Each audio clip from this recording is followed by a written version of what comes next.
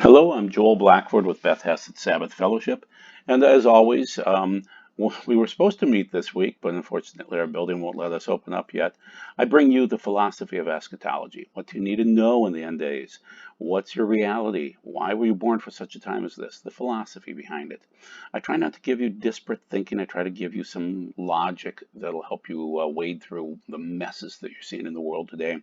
And the mess that you're seeing right now is the murder in Minneapolis. So we have to talk about it. I usually wait for a few more days to think things over and ponder and pray, but I think we have enough information now to go with something. So Derek Chauvin and his three accomplices from the Minneapolis Police Department killed George Floyd. George seems to be a nice enough fellow.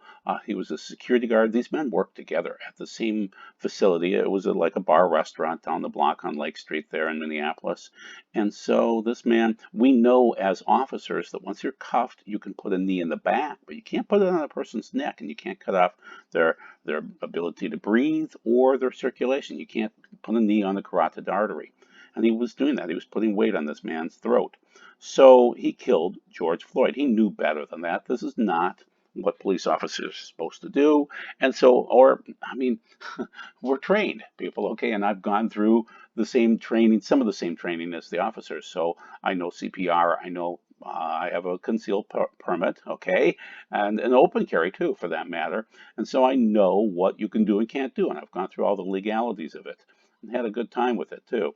It's good to know the legalities. So anyway, the point is, you're not supposed to twist the Bible. You're supposed to give us real prophecy, and that's what I try to do.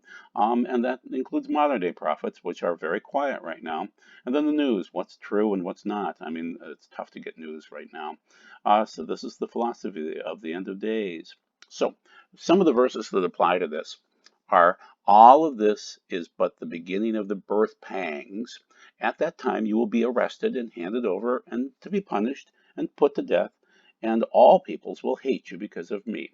At that time, now, if you're a believer, you will be hated. If you're not a believer, you might be hated too for other reasons.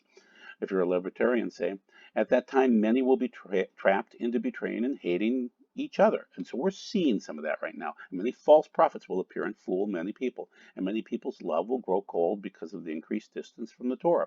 But whoever holds out till the end will be delivered. And this good news about the kingdom will be announced throughout the whole world as a witness to all the Gentiles. It is then that the end will come. So we're looking forward to the end. We're keeping our eyes on the prize, you could call it, which is the crown, which Yeshua will be casting. And so we want to be involved with the victory when he arrives. In the meantime, we have to deal with bad cops. He had a real short fuse. So these guys worked together at a restaurant. And so the club owner was Maya Santa Maria. I think I know her. I think she was a customer of mine a few years ago because I know the building that she's in. And she closed down her restaurant, but Chauvin sometimes had a real short fuse, and he seemed afraid. And you can tell. I mean, there's something wrong with him. A guy that is killing a man, wearing his sunglasses in the perfect position, and his hands in his pocket. It's like, this is pathetic, and he's being filmed, and he knows this, and he knows he's not supposed to have the knee on the throat, but he's doing it. So he seemed afraid. When there was an altercation, he always resorted to pulling out his mace, and you saw that in the video, okay? And pepper spray, everybody, right away, even though I felt it was unwarranted, because you get sued sometimes when people get pepper sprayed, especially for nothing. So, yeah, I think I know this particular lady. I know that part of town very, very well. I know where this officer lived because I drove back from my bank yesterday and drove right by his place, and that was the park where my son and I played all the time. So that's in Oakdale, Minnesota. So George Floyd died in 2020, younger man. And we've seen this before. Back in 2014, Eric Garner said, "I can't breathe." And the cops choked him out and killed him. Now, in this case, it's four officers, one of which was choking him with his knee. The other was his partner. And then two other rookies were there. And so four guys. It doesn't take four guys to restrain a man that's cuffed and laying on the pavement. This was way over the top. It may be because Mr. Floyd knew Officer Chauvin. He may have known him well enough that maybe the officer hated him, or maybe the officer hated people in general. I think we'll try to prove that point. Let's look at names. I can't do anything with George Floyd, but we can do something with Derek Chauvin. So Derek in the Hebrew means the way. but it could also be losing your way. It's a road, a distance, a journey, a manner. It's a figurative speech for a course of life or a bad course of life. An action, the undertakings. It could be a moral action or an immoral action. It could be character, as in bad character. And an officer is supposed to protect and serve. Well, this guy protected himself and served himself. So, and then the interesting thing is the last name, chauvinism. Think about it, male chauvinism, an attitude of superiority toward members of the opposite sex or the opposite race. And you could see that in his eyes, just chauvinism. So he was aptly named. He had lost his way, and he was a chauvinist. And so excessive or blind patriotism, too, that kind of works, and that's from Webster's there.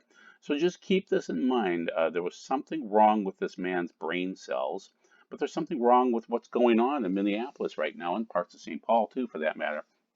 So there, we were righteously indignant by the murder of this nice gentleman, of George.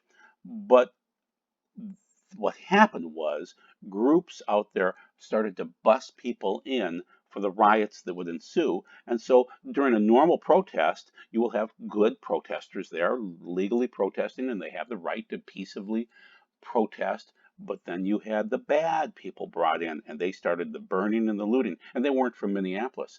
And now I'll be able to prove that because this is the police chief of Minneapolis saying, yeah, they bust people in for this.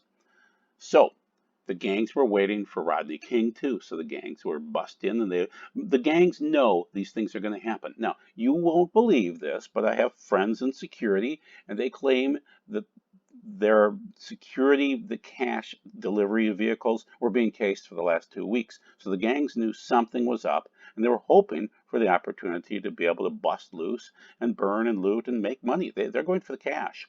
So I'm saying that there are good protesters and there are bad guys, and they're the gangs, and they run the riots. This is good cover, and the good people are their perfect cover for this.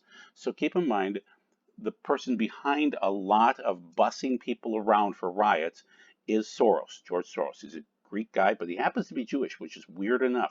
But he was a Hitler Nazi youth, and so he helped out Jews. And he's a really sick, twisted man because what he does is he causes these problems. He short sells the stock and he expects the stocks to drop and he makes good money off that.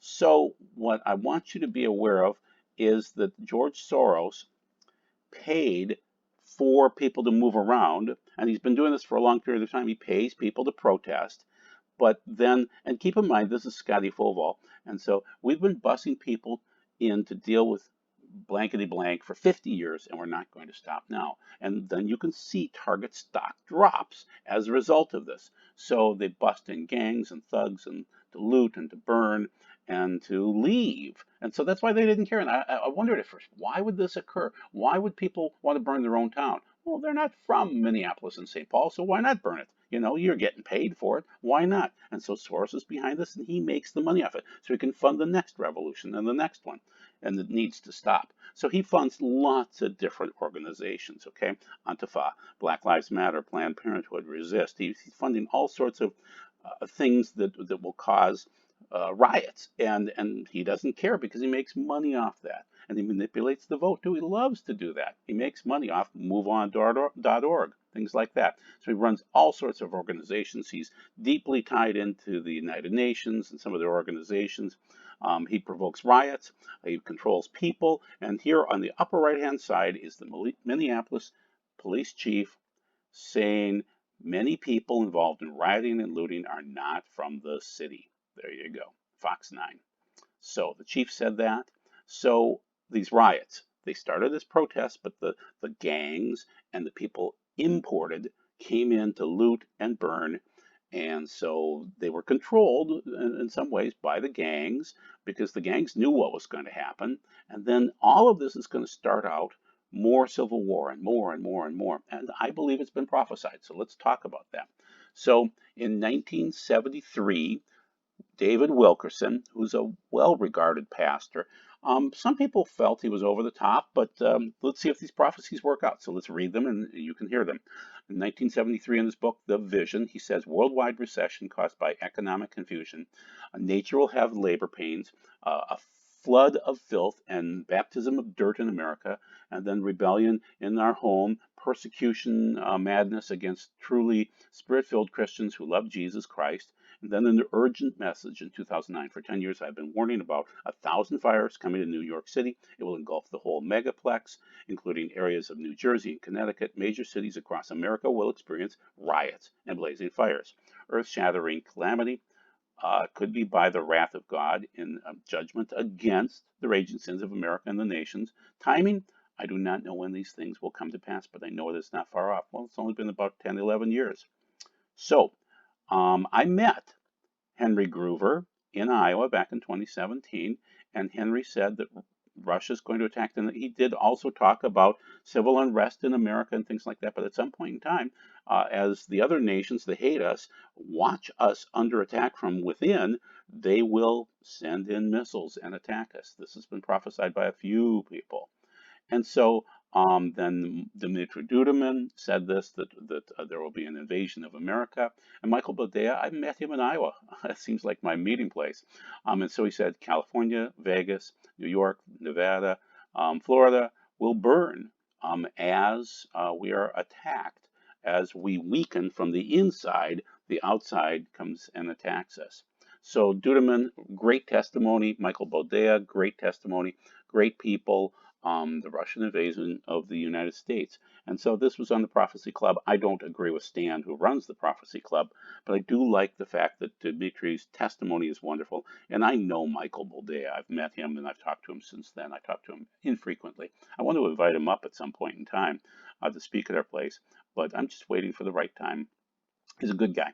Good person. So once again, here's his testimony, and I know Michael too, so I know that these guys weren't making things up, that God laid it on his heart. And so if you read Dimitri's testimony, or Henry Gruver, or anything about David Wilkerson, I think you're going to trust these men. And they're all deceased. Yeah, they're all deceased now. Interesting. Henry just died just a short period of time ago. Now, are we in the birth pangs? Yes. Are we seeing battles, rumors of wars, things like that? Yeah, we are. Drought? Oh, absolutely. Pestilence? Absolutely. Earthquakes? Not so much yet, but that's seal 6, so it's later on. So keep in mind the birth pangs of Matthew 24 really correspond to the seals, and they look like them, and I believe we were in seal 3 right now, waiting for seal 4. And so we're, civil war, unrest is kind of part of these birth pangs as we lead in to the Great Tribulation, the first 3.5 years, and then the Antichrist. We finally determine who he is at the midpoint, and then the bowls are meted out during the last 3.5 years. So we're waiting for these things to occur, but we're moving through the seals gradually. And the directions are based on Zechariah 1 and 6 of the horses. So keep in mind, we're waiting for the fourth seal to hit, and a quarter of the world's population, 1.94444 billion deaths, and so that could happen at any point in time. So then seal 4, seal 5 is martyrdom, seal 6 could happen at any point in time. That's the big earthquake. And that's the end. So that's the end of my story. Take care and be blessed. Bye-bye.